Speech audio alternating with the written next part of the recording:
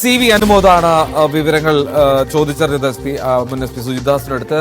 എന്നാലും അത് പൂർണ്ണമായി നിഷേധിക്കുന്നു.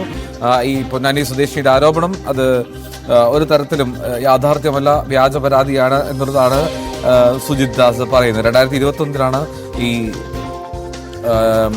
സംഭവത്തിനാസ്പദമായിട്ടുള്ള സംഭവം എന്ന് തോന്നുന്നു. അപ്പോൾ ആ പ്രശ്നം അന്ന് അന്വേഷിക്കാൻ നിർദ്ദേശം നൽകിയിരുന്നു.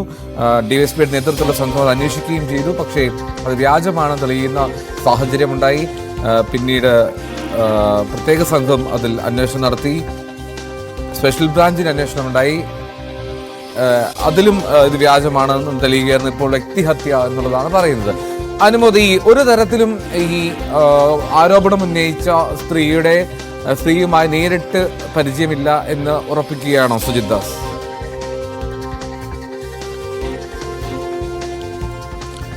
ഈ ഉയർന്നു വന്ന ആരോപണത്തിന്റെ ക്രെഡിബിലിറ്റിയെ തന്നെ ചോദ്യം ചെയ്യുന്ന തരത്തിലാണ് സുജിത് ദാസിന്റെ പ്രതികരണം ഇപ്പോൾ വന്നിരിക്കുന്നത്.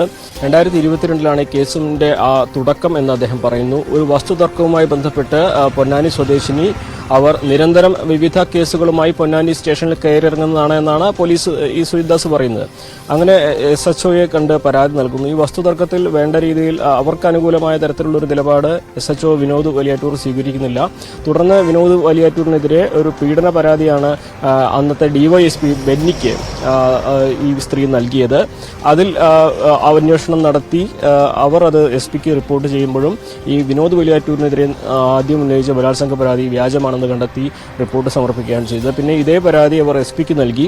SP ഇത് സ്പെഷ്യൽ ബ്രാഞ്ച് DYSP KM ബിജുവിനെ കൊണ്ട് അന്വേഷിപ്പിച്ചു. അപ്പോഴും ഈ പരാതി ഇവർ ഉന്നയിച്ച 2022 ഉന്നയിച്ച ഈ ആക്ഷേപം കളവാണെന്ന് കണ്ടെത്തിയതാണ് എന്നാണ് പറയുന്നത്. മുൻ SP ആയിരുന്ന സുജിത് ദാസ് ഇപ്പോൾ വ്യക്തമാക്കിയിരിക്കുന്നത്.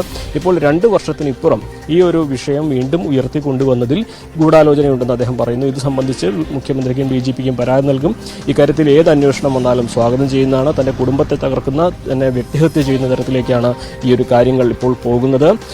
2 വർഷത്തിനിപ്പുറം ഈ ആരോപണം വീണ്ടും ഉയർത്തിക്കൊണ്ടുവന്നതിൽ ചില ഗൂഢാലോചന ഉണ്ടെന്ന് തന്നെ അദ്ദേഹം സംശയിക്കുന്നു. ഇത് സംബന്ധിച്ച് അതായത് SP ബലാത്സംഗം ചെയ്തതുമായി സംബന്ധിച്ച് പരാതി, അത്തരത്തിലുള്ള ആക്ഷേപങ്ങൾ നിയമപരമായിട്ട് പോലീസിന് ഇതുവരെ ലഭിച്ചിട്ടില്ല എന്നും കൂടി നമുക്ക് അറിയാനാകുന്നുണ്ട്. എന്താണെങ്കിലും നമുക്കറിയാൻ കഴിഞ്ഞ കുറച്ച് ദിവസമായിട്ട് PB അൻവർ MLA നടത്തുന്ന ഈ പോലീസിലെ ഉന്നതർക്കെതിരായിട്ടുള്ള വെളിപ്പെടുത്തലുകളുടെയും അതിന്റെ തുടർച്ചയായിട്ട് തന്നെ വേണം ഇപ്പോൾ ഉയർന്നു വന്ന ഈ ആക്ഷേപത്തെയും കാണുവാൻ. കാരണം PB അൻവർ MLA ഏറ്റവും അധികം ആരോപണം മുൻമുന്നിൽ നിർത്തുന്ന വ്യക്തിയാണ് സുജിത് ദാസ്. സുജിത് ദാസിനെതിരെ വലിയ ആരോപണങ്ങൾ, ആക്ഷേപങ്ങൾ അൻവർ MLA ഉന്നയിച്ചിട്ടുണ്ട്. DGP-ക്കെതിരെ ഉന്നയിച്ചിട്ടുണ്ട്. ആദ്യഘട്ടത്തിൽ ലഭിച്ച പരാതികളുടെ അടിസ്ഥാനത്തിൽ സുജിത് ദാസിനെ DGP സസ്പെൻഡ് ചെയ്ത ഒരു സാഹചര്യം കൂടി നിലവിലുണ്ട്.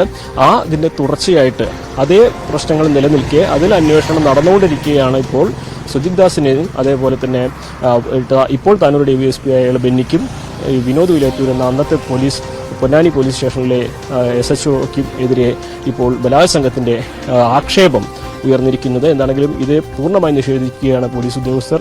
നിയമപരമായിട്ടും മറ്റും ഇതിനെ നേരിടും എന്നാണ് അവരുടെ വിശദീകരണം. എന്താണെങ്കിലും ഇപ്പോൾ ഉണ്ടായിക്കൊണ്ടിരിക്കുന്ന ഈ വിവാദങ്ങളുടെ തുടർച്ചയായിട്ട് വേണം ഇപ്പോൾ ഉയർന്നു വന്ന ഈ ആരോപണത്തെ കാണുവാൻ. എൽദോ റൈറ്റ്. മലപ്പുറം മുൻ SP സുജിത് ദാസിനെതിരെയാണ് ഇത്തരത്തിൽ ആരോപണം ഉന്നയിക്കപ്പെട്ടത്. പക്ഷേ സുജിത് ദാസ് നിഷേധിക്കുന്നു.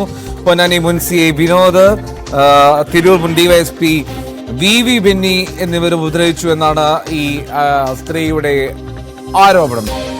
വിനേഷ് കുമാർ കൂടി ചേരുന്നുണ്ട്. വിനേഷ്, ഈ തിരൂർ മുൻ DYSP ആയിരുന്നിട്ടുള്ള VV ബെന്നി അദ്ദേഹം ഉപദ്രവിച്ചു എന്ന് പറയുന്നു. പക്ഷേ നിഷേധിക്കുകയാണ് DYSP ബെന്നി. എന്താണ് നിഷേധിക്കാൻ അദ്ദേഹം പറയുന്ന കാരണം?